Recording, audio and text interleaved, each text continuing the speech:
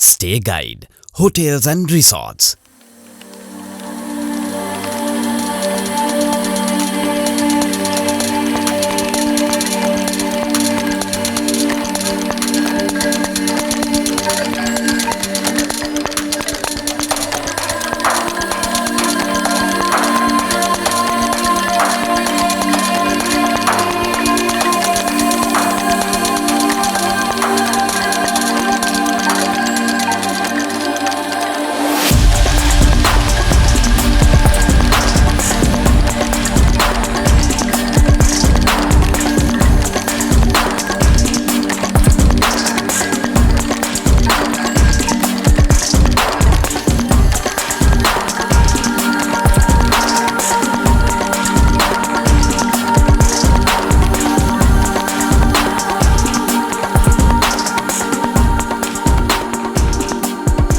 ඉතිහාසගත කොළඹ ශෛලයේ හෝටලයක් වන කොළඹ 1 යෝක් වීදියේ කොළඹ වරාය අසල තමයි අපි මේ රැඳී සිටින්නේ. ඉතින් අපි මේ දැන් පිවිසී ඉන්නේ කොළඹ ග්‍රෑන්ඩ් ඔරියන්ටල් හෝටලයේ වෙතයි.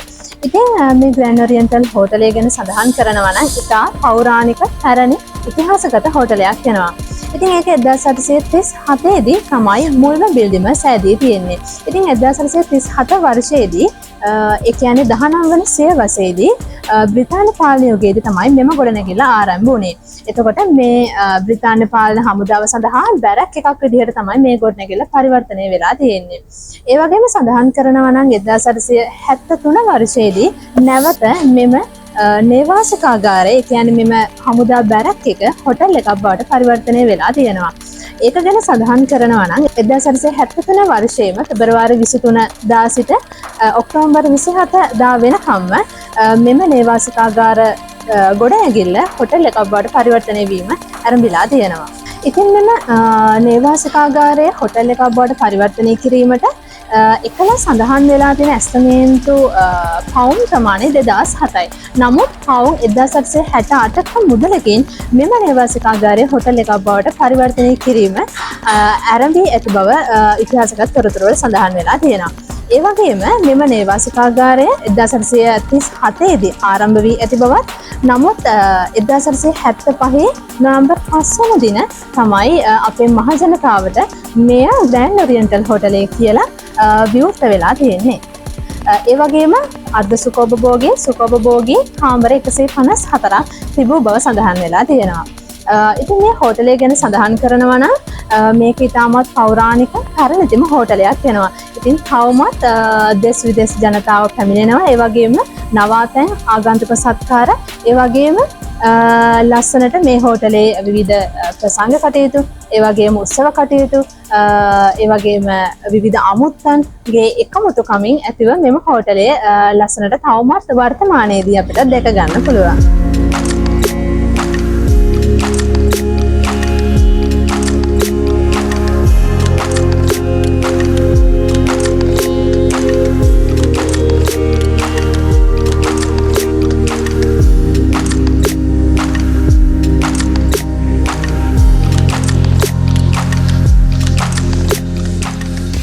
ඔරියන්ටල් හෝටලේ කාමර 60ක්ද ඒ වගේම උත්සව ශාලාවන් 4ක්ද සම්බාර මධ්‍යස්ථානයක් වගේම රාත්‍රී සමාජ ශාලාවන් 2ක් වගේම අවන්හල් 2ක්ද සමන්විත වෙලා තියෙනවා.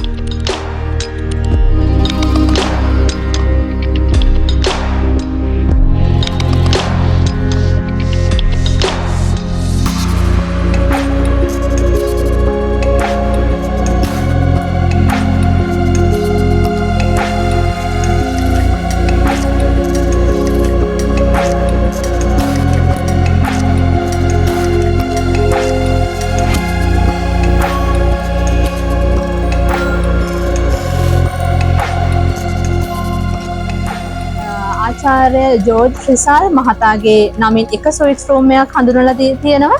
ඒ වගේම අනිත් ස්විස් රූම් එක තමයි ඇන්ටන් චෙකෝෆ් මහතාගේ නමින්. ඉතින් 1880 ගණන් වල මේ වර්ෂයේදී මොවුන් දෙදෙනාම මේ හෝටලේ නැවතී සිටි බව තමයි සඳහන් වෙලා තියෙන්නේ.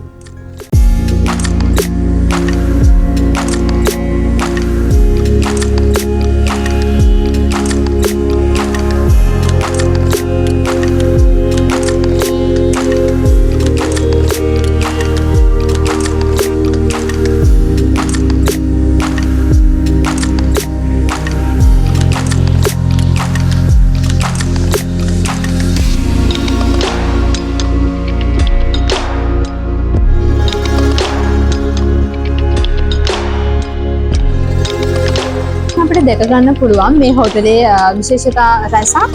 ඒ වගේම මෙම හෝටලේ පෞරාණික පැරණි ඉතිහාසගත හෝටලයක් වෙනවා. ඉතින් ඉදිරියටත් ඔයාලට මේ හෝටලේ විශේෂතා රැසක් දකින්න පුළුවන්.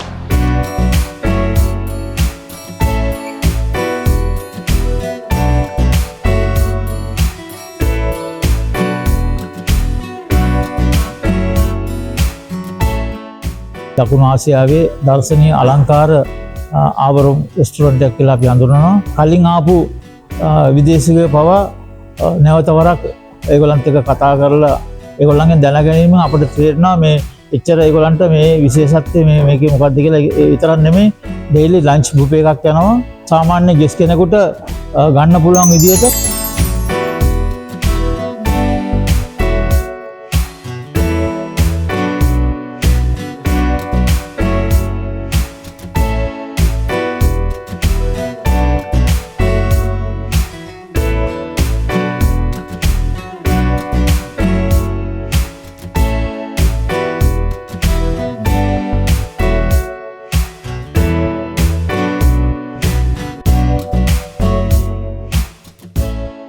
කට්ටිය කැමතිලා ඉන්නවා මෙතනට ඇවිල්ලා මේ ඒගොල්ලන් පොඩි මේ ෆන්ක්ෂන් ගන්න. ඉතින් අපි ඒගොල්ලන්ටත් ඒක කරලා දෙනවා ඒ විදිහට. මොකද මේ ඒ කියන්නේ බර්ත්ඩේ පාටියක් වගේ මේ සාමාන්‍යයෙන් අපි ලොකුවට කියන්නේ ලොකු ගාණක් ලොකු ප්‍රමාණයක් 50කට වැඩි වගේ ආවත් අපිට ෆන්ක්ෂන් හෝල්ස් තියෙනවා. ඒ කියන්නේ අපේ සාමාන්‍ය බුෆේ එකක් තියෙන්නේ ෆ්‍රයිඩේ සැටර්ඩේ විතරයි.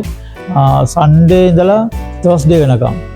ඒ අතරතුර ඒ දවස් කිහිපය අපි අලා කාඩ්යක් කරනවා. ඒ කියන්නේ අපි මෙනු එකේ අපේ තියෙනවා ඉන්ටර්නැෂනල් ෆුඩ්ස් තියෙනවා. ඉතින් ඒක එන්ජොයි කරන්න පුළුවන් මේ දේශීය විදේශීය සංචාරකයන්ට. ඒ විතරක් නෙමෙයි දැන් අපේ ඒකත් එක්කම අපේ රෙස්ටොරන්ට් එකේ බාර් එකක් තියෙනවා. බාර් එකේ කොක්ටේල්ස් යනවා, හැපි අවර් තියෙනවා. අපි සාමාන්‍යයෙන් 6 ඉඳලා 8 වෙනකම් හැපි අවර් එකක් කරනවා. එතනදී බියර් දෙයක් ගත්තොත් එකක් ෆ්‍රී. ඒ බියර් ටික ඒ වගේම කොක්ටේල් එකක් ගත්තොත් කොක්ටේල් එක ෆ්‍රී එක අපි දෙනවා. අනිත් එක බාර් එකේ අපිට ඔයගලන්ට ගන්න පුළුවන්. ඒ කියන්නේ සාමාන්‍යයෙන් අනිත් හෝටල් වල තියෙන වගේම හැම ලික් එකක් ඇප්‍රිටිව්ස් ආඩ් ලික ඒ ටික ඔක්කොම අපේ රෙස්ටොරන්ට් එකේ අරගෙන ඒගොල්ලන් එන්ජොයි කරන්න පුළුවන්.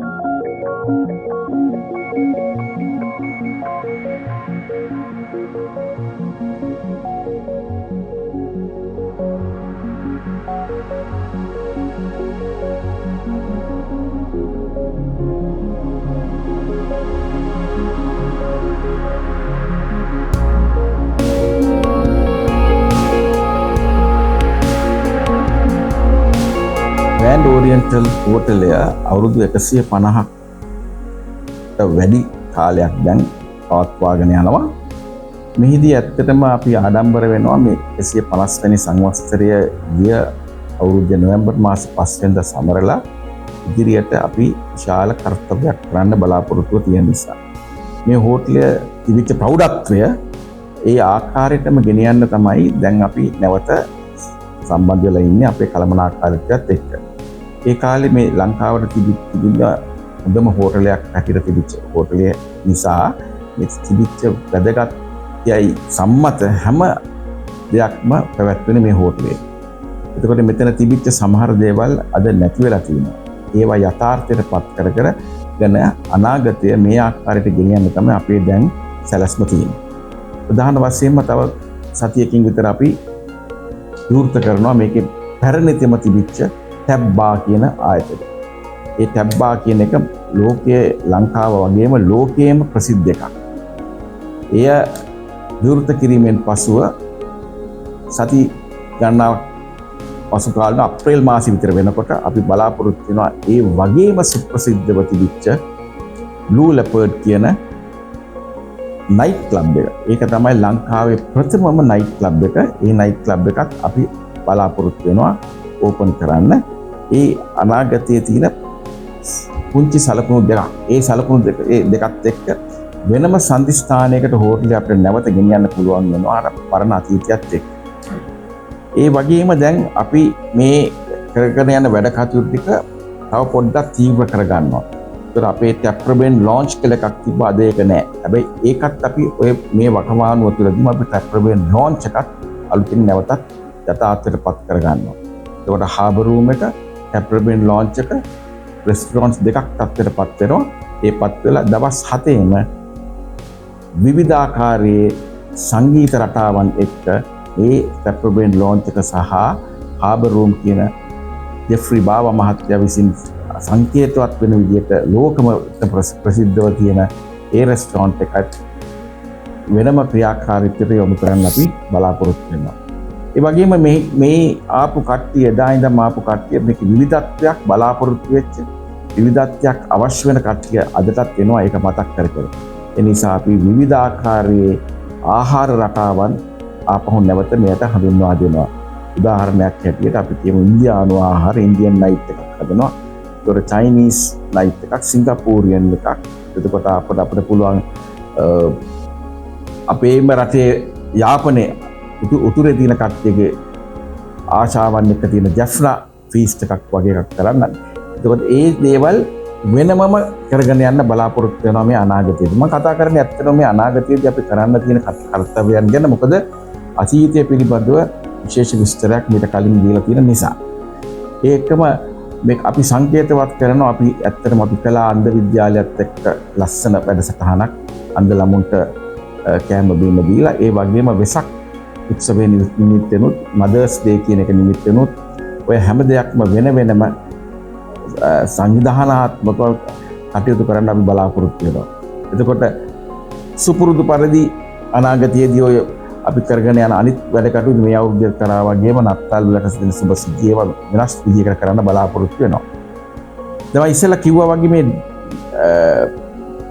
බ්ලූ ලෙපර්ඩ් එකයි, ටැබ්බා එකයි, ටැප්‍රබෙන් ලොන්ච් එකයි ඔය තුනක් සමග අනිවාර්යයෙන්ම ග්‍රෑන්ඩ් ඕරියන්ටල් හෝටලේ නැත්නම් GOH කියන එක වෙනම සම්දිස්ථානයකට යනවා කියන එකේ කතන්දර දෙකක් වෙන්නේ ඒ විදිහටම වෙනවා.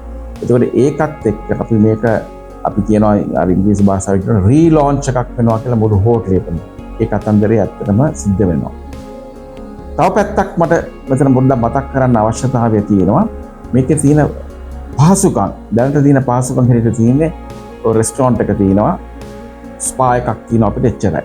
අපි ඉදිරියේදී තව පහසුකම් ගොඩාක් හඳුන්වා දෙන්න බලාපොරොත්තු වෙනවා. මේකට ජිම් එකක් අවශ්‍යතාවයක් තියෙන හෝටලයක් වුණාම ඒතර ජිම්නේසියම් එකක් හඳුන්වා දෙන්න. එතකොට සැලෝන් එකක්, එතකොට ෆුඩ් ස්පා එකක්, ඊට අමතරව මිනිස්සුන්ට විනෝදාත්මක ඉන්න විදිහට මේ යෝක් ස්ට්‍රීට් කියන මේ වීදිය, මේ හෝටලේ තියෙන වීදිය හැම වීකෙන්ඩ් එකකටම ඉස්සෙල්ලා තාමත් කාර්ය බහුර වෙන ආකාරයට වෙනම ෆීස්ට් එකක් වගේ ලෑස්ති කළා අපි හදනවා. මේක තනිකරම සැනකිලි ස්වරූපයක් වෙන තත්ත්වයට හදන්න ඔක්කොම තියෙන යටිතල පහසුකම් ලෑස්ති කරගෙන යනවා ඒකට.